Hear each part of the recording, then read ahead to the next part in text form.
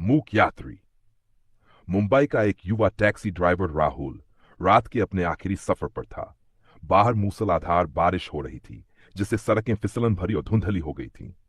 वह घर जाने के लिए बेताब था, जहां उसकी पत्नी और बच्चा उसका इंतजार कर रहे थे। जैसे ही उसने मीटर बंद करने का सोचा, उसने सड़क किनारे खड़ी एक महिला को हाथ हिलाते हुए देखा।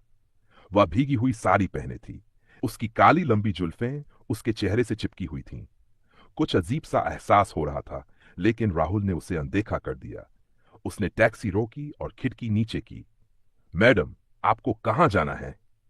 महिला ने हल्की आवाज में जवाब दिया, बस मुझे जंगल के किनारे वाले पुराने बंगले तक छोड़ दो। राहुल को झटका लगा। वह जगह बदनाम थी। कई सालों से वह बंगला वीरान पड़ा था और लोगों के बीच उसके भूतिया होने की अफवाहें थीं। लेकिन वह इन बातों पर भरोसा नहीं करता था। उसने दरवाजा खोला और महिला को अंदर बैठने दिया। गाड़ी में एक अजीब सा सन्नाटा था।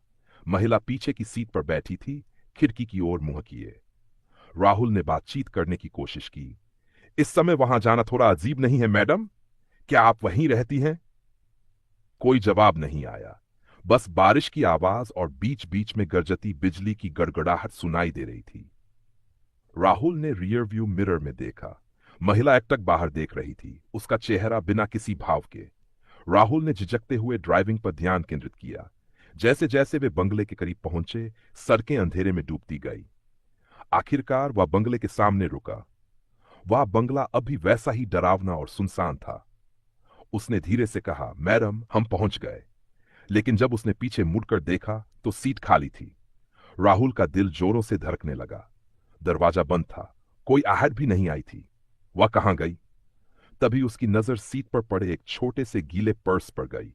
उसने कांपते हाथों से पर्स खोला। अंदर एक पुरानी तस्वीर थी, जो आधी बारिश से भीग चुकी थी। तस्वीर में वही महिला थी, एक आदमी और एक छोटे बच्चे के साथ। तस्वीर के पीछे लिखा था, नेहा, रोहन और छोटा आर्यन नामदाश। राहुल की सांसें रुक गईं। ये नाम तो उसने सुने थे। 20 साल पहले इसी जगह पर एक भयानक हादसा हुआ था। एक महिला और उसका बेटा कार दुर्घटना में मारे गए थे। पति रोहन जिंदा बच गया था, लेकिन उसके बाद गायब हो गया। राहुल की हिम्मत जवाब देने लगी, लेकिन फिर भी उसने हिम्मत जुटाई और बंगले की ओर बढ़ा। दरवाजा अधखुला था। अंदर घना अंधेरा था, पर एक टेबल पर मोमबत्ती जल रही थी। उस रोशनी में एक बूढ़ा व्यक्ति बैठा था, अपनी कांपती उंगलियों से एक पुरानी तस्वीर को घूरते हुए। राहुल ने हिम्मत कर पूछा, बाबा, आप कौन हैं? बूढ़े व्यक्ति ने कांपती आवाज में कहा, तुम कौन हो?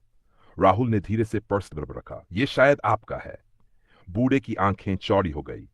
उसने पर्स खोला और जैसे ही तस्वीर देखी, उसकी आंखों से आंसू बहने लगे। ये मुझे कहां मिला? राहुल ने कांपते शब्दों में कहा, मैंने एक औरत को टैक्सी में बिठाया था। उसने ये पर्स पीछे छोड़ दिया। बूढ़े आदमी का चेहरा सफेद पड़ गया। यह संभव है, वह बुदबुदाया। नेहा 20 साल मर चुकी थी। कमरे में सन्नाटा छा गया। बाहर तूफान गरज रहा था, लेकिन अंदर समय ठहर सा गया था। राहुल समझ गया कि यह आत्मा भटक नहीं रही थी।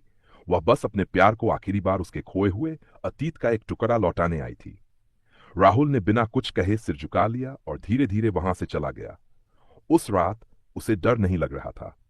उसे महसूस हुआ कि कुछ रिश्ते कभी खत्म नहीं होते, और कभी कभी प्रेम मौत के पार भी चला जाता है।